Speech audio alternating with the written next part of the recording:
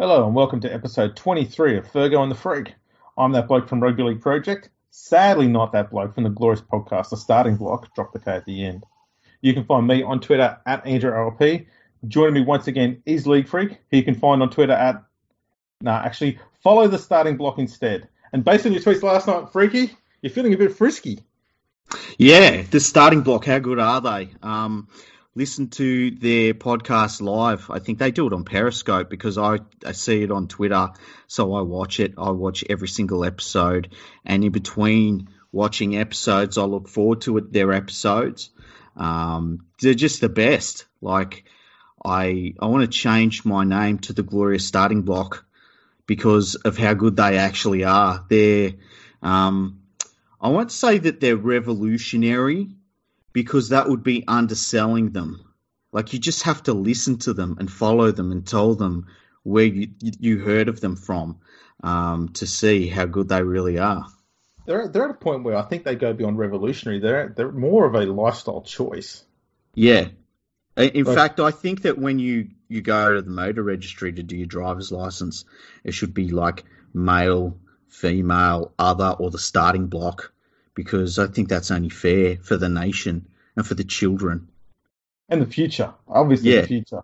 I believe the children are our future.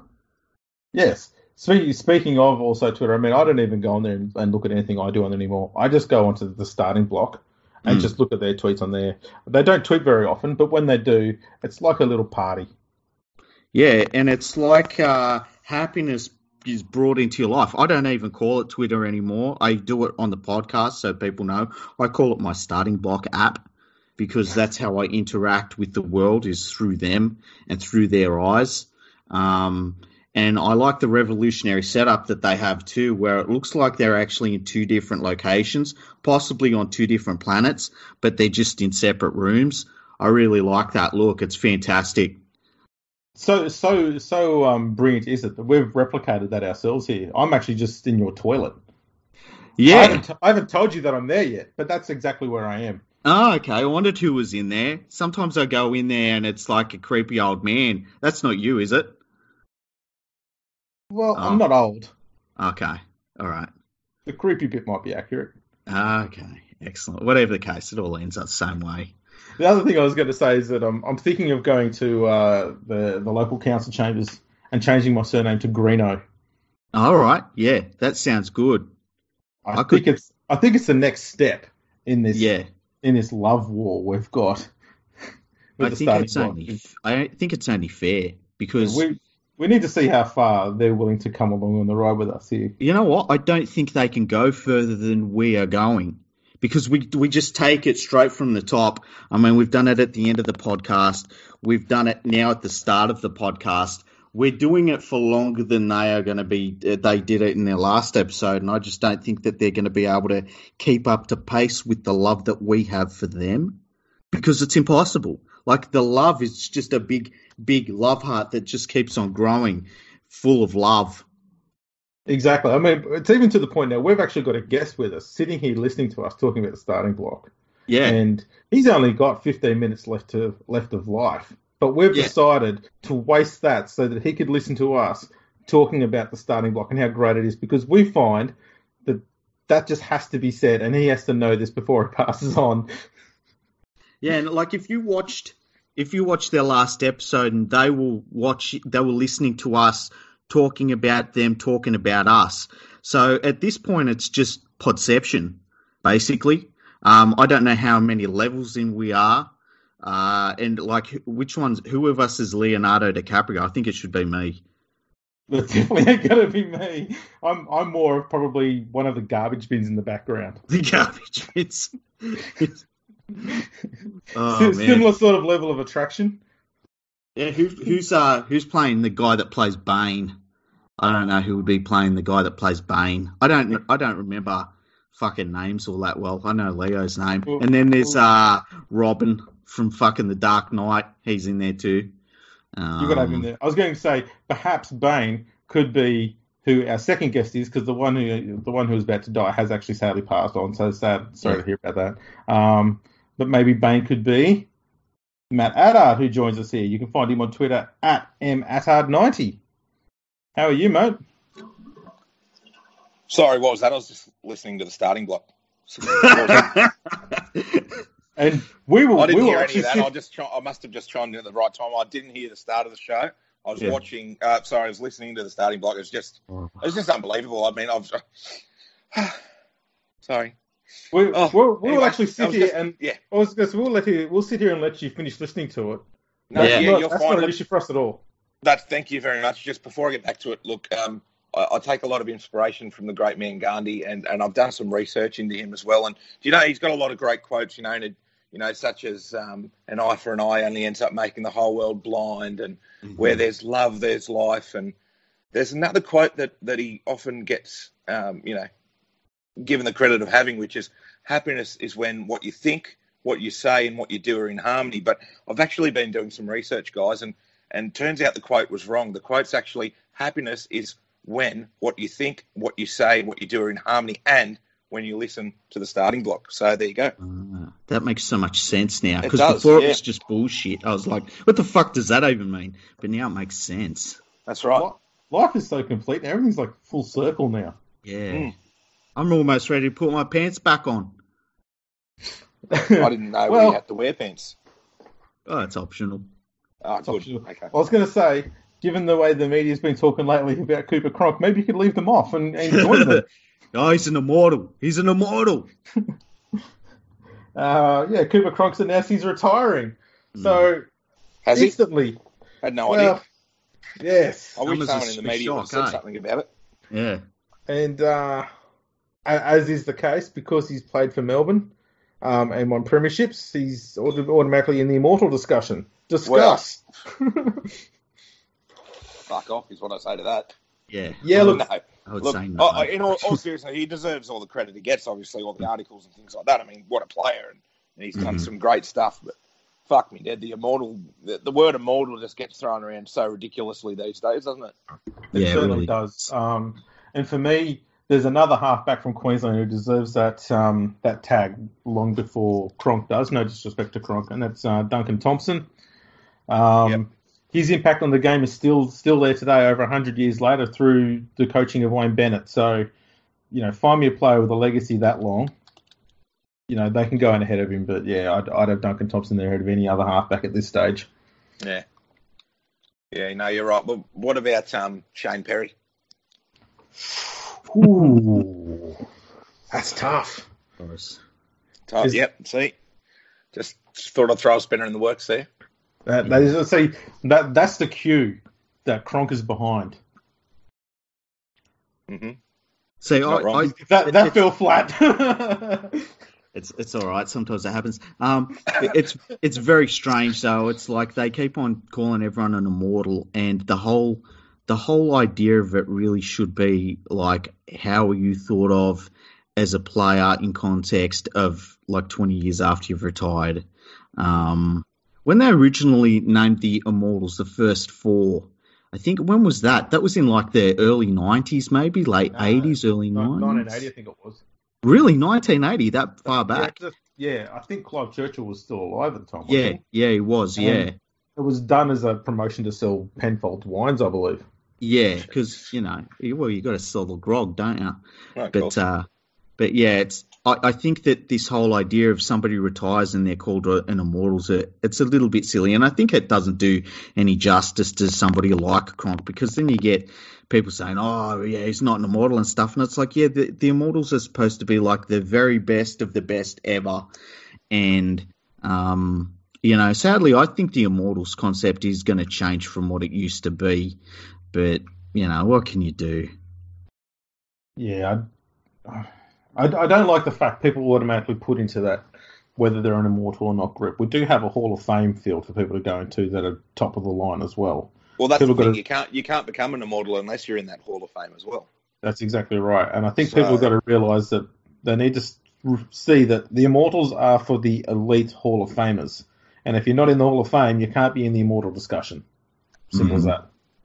Yeah, that's right. We need to talk about that Hall of Fame before we even talk about the Immortals. And there's all these categories you've got to tick off to get into the Hall of Fame as well. So, it's a long road to talk.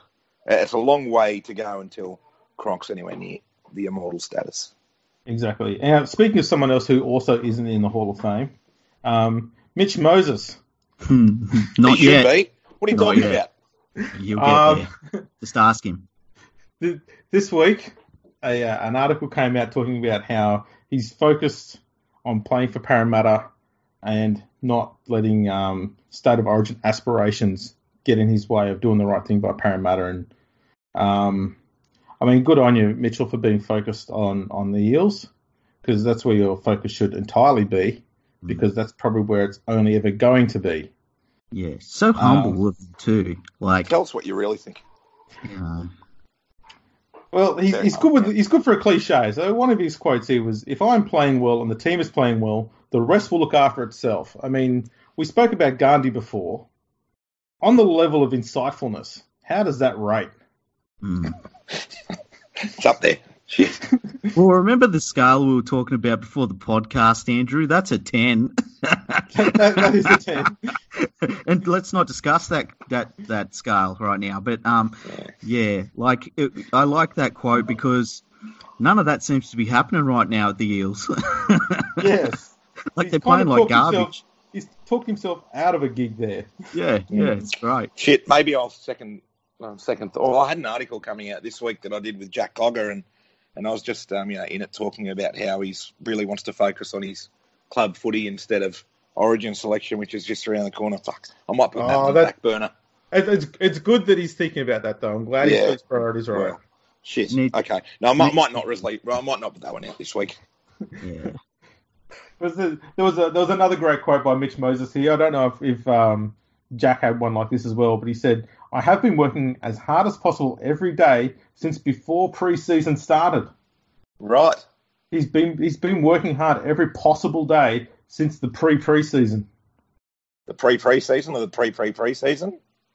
Just the pre-season. The pre-season. Every day before. Every day since before. maybe it's the pre-post pre-season. I haven't had enough coffee to deal with this shit. Oh, Jesus. They wouldn't do this. They wouldn't talk this nonsense on the starting block. Bloody hell. No, on the starting block, they'd have this sorted out immediately. They would. Well, I've got one more great quote before you have a complete meltdown. That is, "Pulling on that Blues jersey would be a dream come true. Only for you, Mitchell. Everyone else would be having a nightmare." Yeah. What is it about Mitchell, say, for New South Wales? Yeah. Well, can we not go there, please? Yes. Hopefully not. Well, we could quickly move on to another poor performing half by the name of Nathan Cleary. Now, he's playing for the Panthers at the moment, sitting at the bottom of the ladder. Sorry, Freaky. That's right. Playing behind a savagely defeated forward pack. Is that enough for him to be... Yeah, I got to stick up for Nathan Cleary here. I think he's actually been quite good. But, it's like you put any player at halfback in a shit team, they're not going to look very good, are they? But, you put a good player in a good team and they're going to thrive. And I think even in a bad team that's been performing so poorly, I think Nathan Cleary's been really good. And he did his job so well in Origin. He's such a young bloke, but he's got so much natural talent. And, despite how the Panthers are going, I'd give him his 7 jersey back. He hasn't done anything to lose it. I look at it more that way. He hasn't been setting the world on fire, but he really hasn't done anything to lose that jersey either. I'd pick him at number 7. I don't think there's many other better options at half anyway for New South Wales. So, hopefully he's there game 1. Yeah, see, I mean, in my team, I went with all of the Souths players, Cook, Reynolds, and Walker as just about my spine. But if they picked Cleary, I wouldn't be upset with it. As you say, it's not like he's played himself out of it. It's not like he's played terribly. He's just playing in a side that's absolutely being smashed. They're like the opposite of the starting block. The starting block is really, really good, whereas the Panthers forwards are really, really terrible. Right. So it's, I could understand if New South Wales said, look, We've settled on him as our halfback going forward. They won the series last year with him playing there. He played really well. I mean, there was a point in a couple of them games where you were like, holy crap, he's really playing well. He's probably played as well, even in that series, as any halfback that New South Wales has selected for a long time. And that's not saying much, but it's something to go on. That's right. I think that if they select him, I wouldn't be upset with it, but I do think that they probably would get more out of selecting all those South players that I mentioned before, just because I think they're all the informed players right now. Yeah, I mean, for me personally, I've got Keary and Cleary together in my side, with Walker coming off the bench, and nothing against Adam Reynolds. I think he's been okay. He's done just as much, if not more, than Cleary has this year. But again, for me, you look at the performances of Adam Reynolds against a team at the top of the ladder, who's got a big pack that's been playing so well, and he's really played second fiddle to Walker, really. So, I mean, for me, I'd have Walker coming off the bench, and I wouldn't have Reynolds in the team at all. Yeah, for me, I always look at combinations, especially in the half, and I think that's the thing for me that's preventing Cleary from getting into the blue side is I don't think that Maloney's been very good at all this year. To me, I think he's been trying too hard. And that tends to be when he starts giving away penalties and making silly mistakes. There's definitely never been a question about the effort Maloney puts in. I just think sometimes when he tries too hard, he tends to make occasionally the bad decision, or he makes a mistake, or he gives away a silly penalty a bit too often. But he hasn't been playing bad. I think that sort of has hindered Cleary a bit this year. Yeah, I think something a lot of people harp on about is the combination in the halves. But to me, if you put Keary in the halves there with Cleary, and all of a sudden you've got that huge club combo on the left side there of Keary, Cordner, and Latrell Mitchell, and I think that's more beneficial to New South Wales, that combination, those three blokes on the left edge there, than say a club combo of Walker and Reynolds. Yes, but I suppose especially too with you got Tedesco chiming in behind that as well. Oh yeah, that's right, exactly right. So yeah, I hope that's the way that Fittler goes with Cleary, Cordner, Mitchell there on the left, and then he sticks with Nathan at half-back. But, whatever happens, whenever that team comes out, can't wait for the meltdowns that are going to happen on Twitter, especially from a lot of Knights fans. Why wasn't Mitch picked? So the other issue, too, with a Cleary combination is Rabs might get tongue-tied over it. Oh, he gets tongue-tied with Smith, so...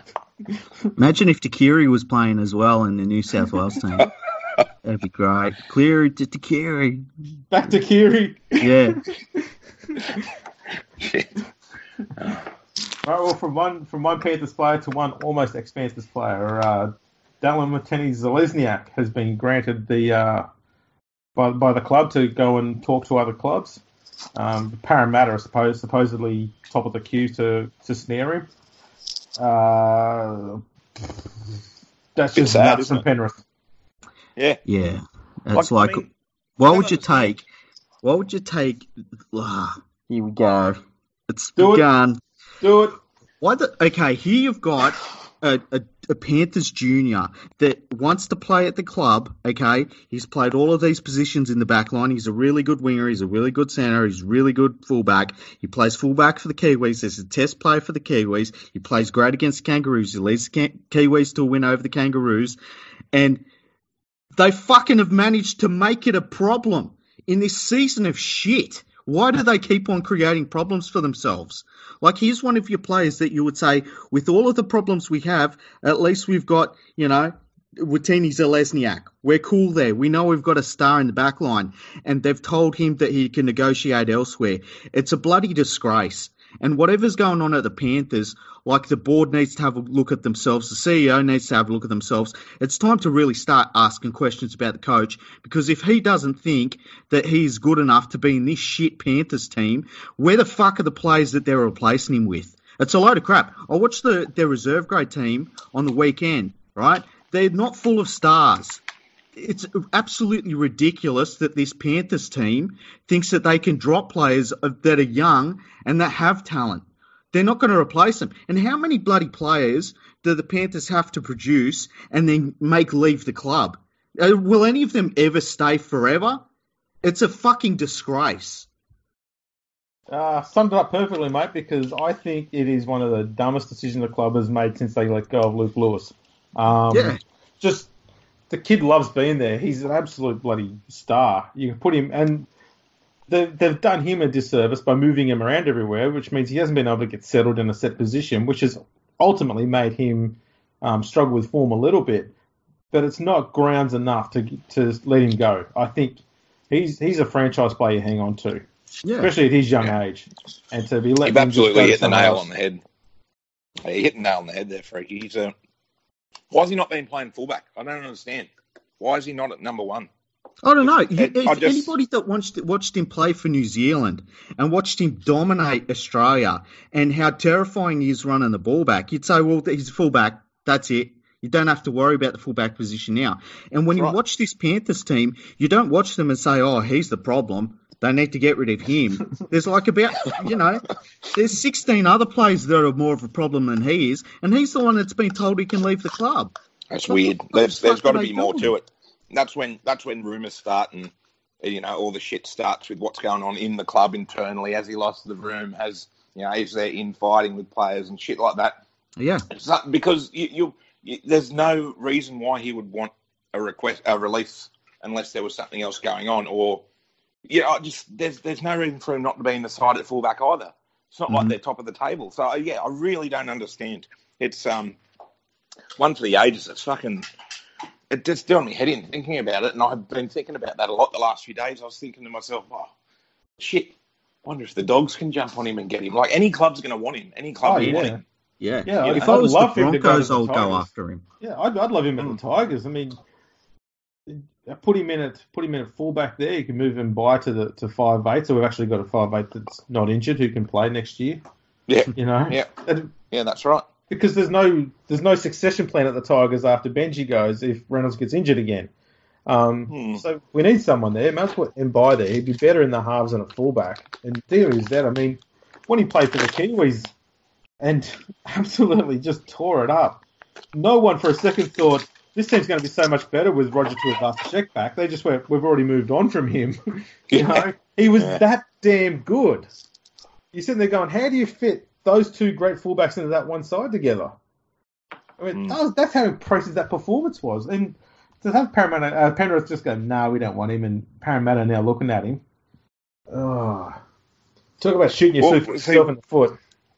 I don't know why Parra would look at him. What are they going to do? Move Gutherson to 5'8" or something, are they? Reserve grade. That's where he belongs. After all that contract shit. We've worked it out. We worked it out before the podcast, okay? You know what Gutherson is? He's Paul Carriage before that Bulldogs game. That's what he is. I didn't think we'd be talking about Paul Carriage. Exactly. Wow. And we won't be talking about Clint Gutherson and when he has his Bulldogs game. You watch. It's coming. And they're going to be paying $650,000 for a dude that they're going to have to ship off to fucking Salford in 6 months. Mm-hmm.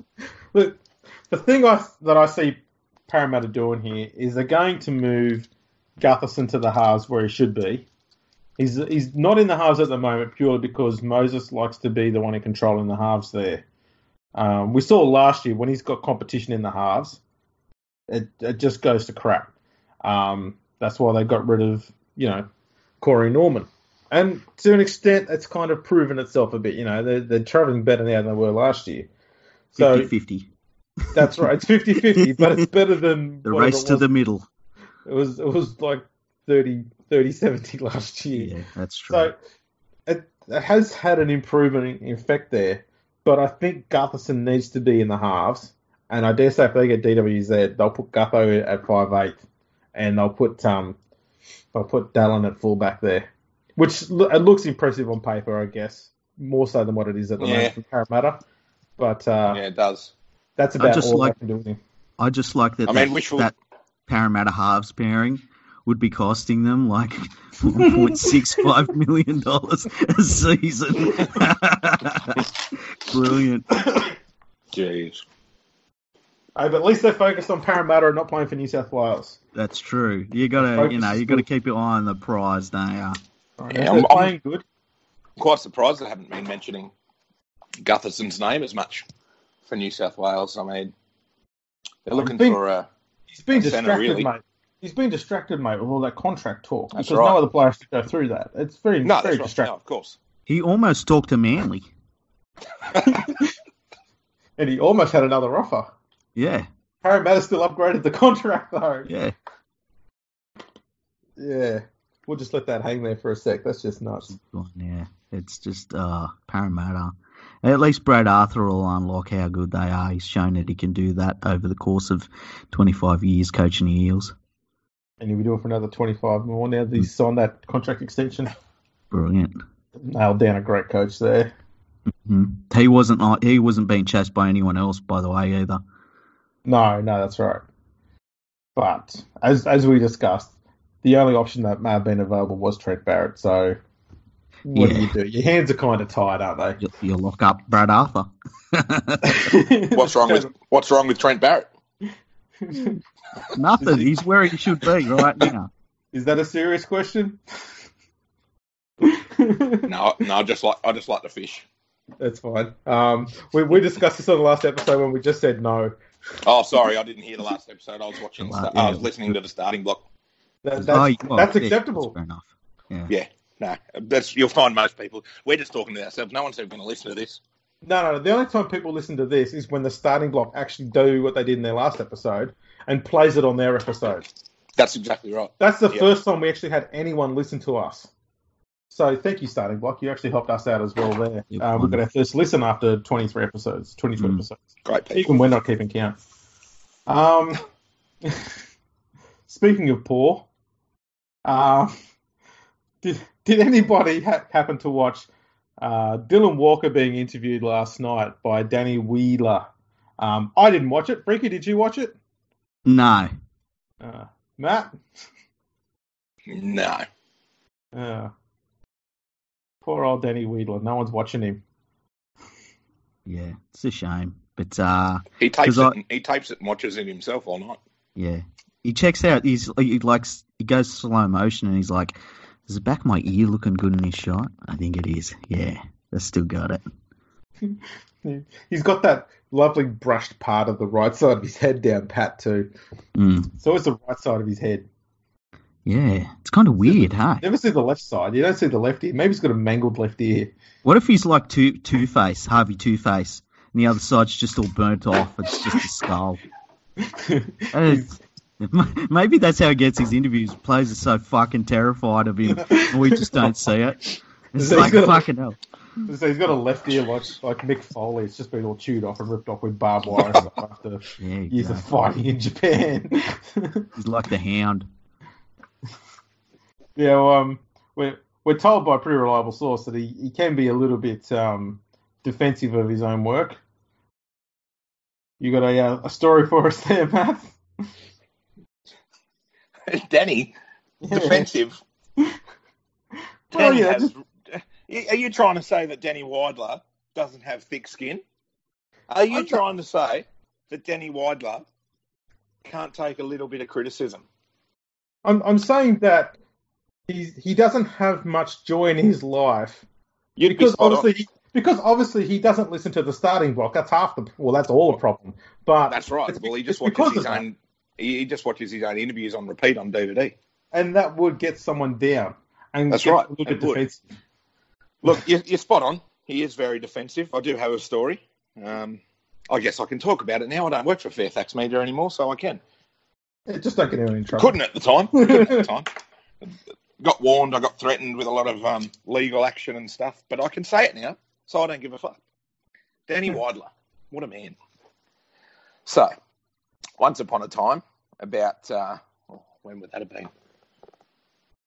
Probably around round 20 last season, I'd say it was, towards the end of the year.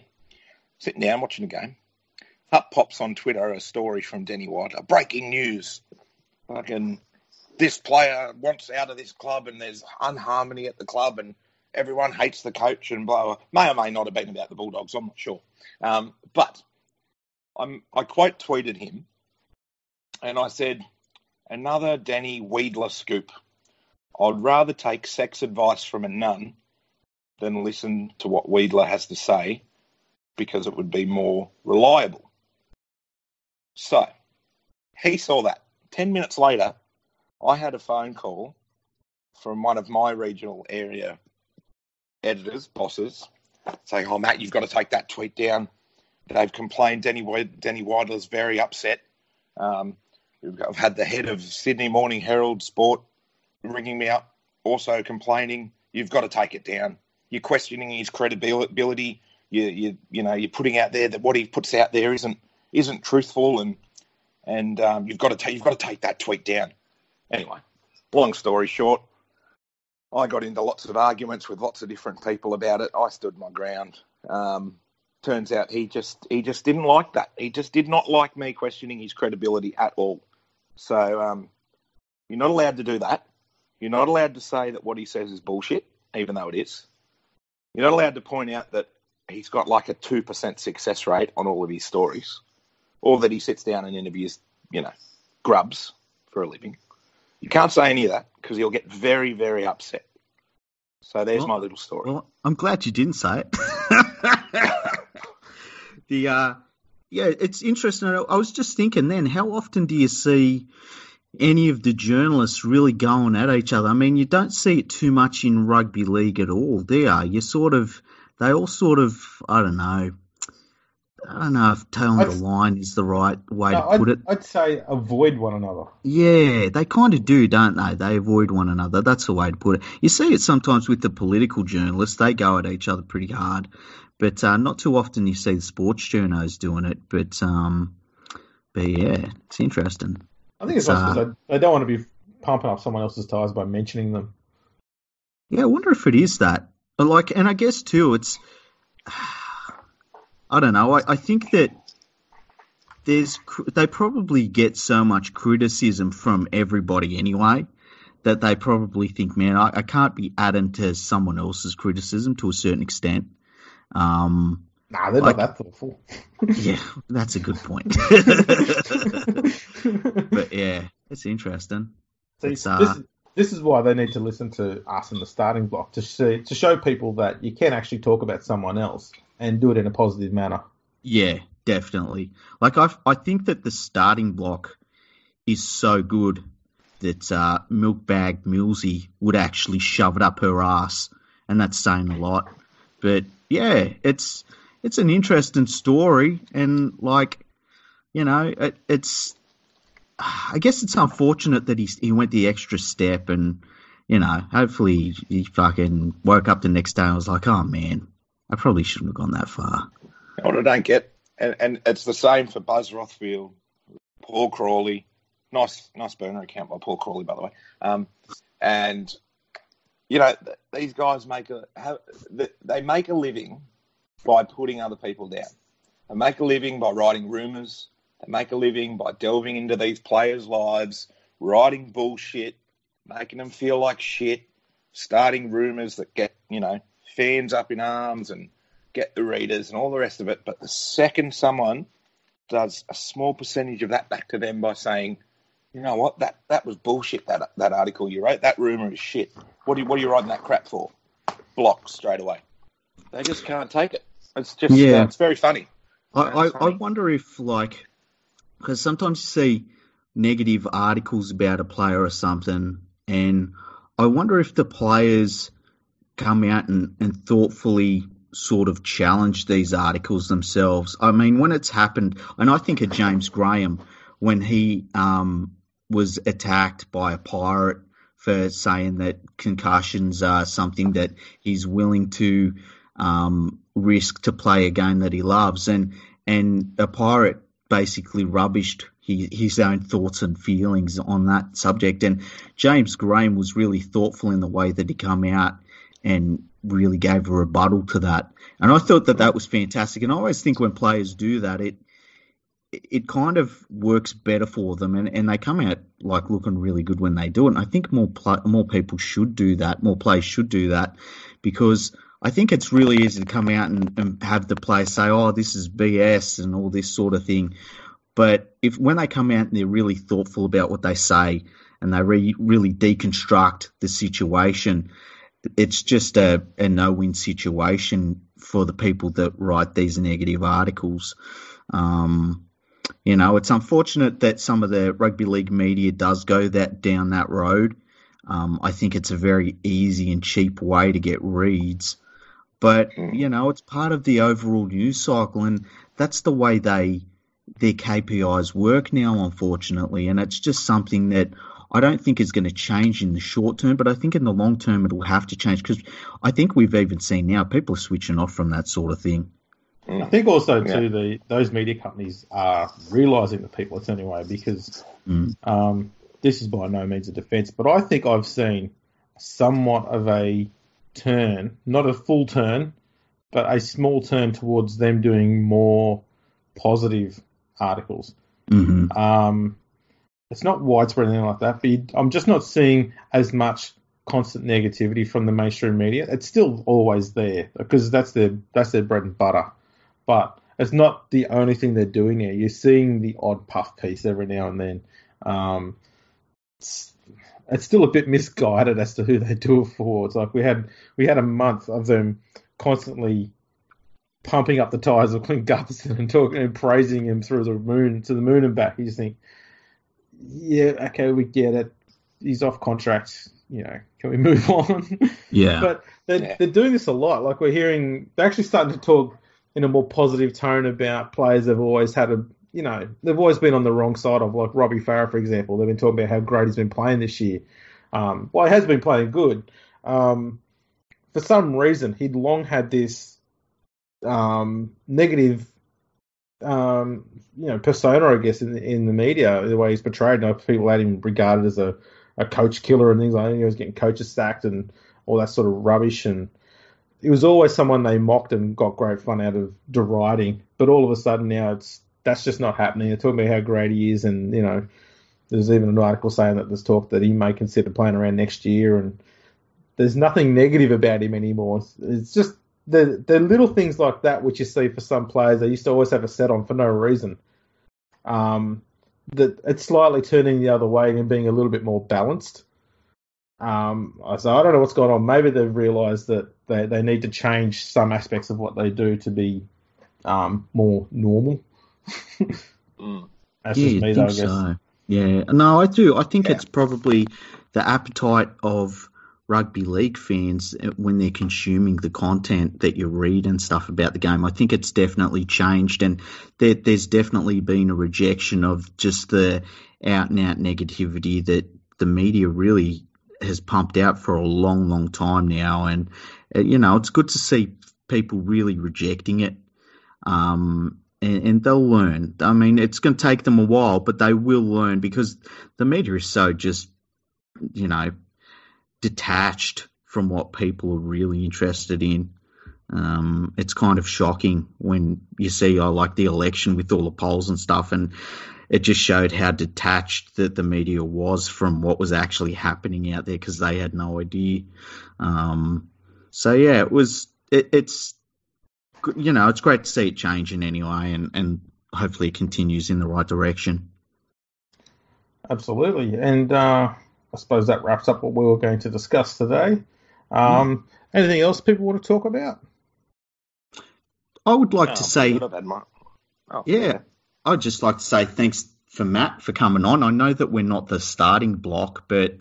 and I'm sorry that we stopped you from watching the starting block earlier too, but hopefully now for the rest of the day you can watch the starting block and really enjoy it as much as we've enjoyed having you on here.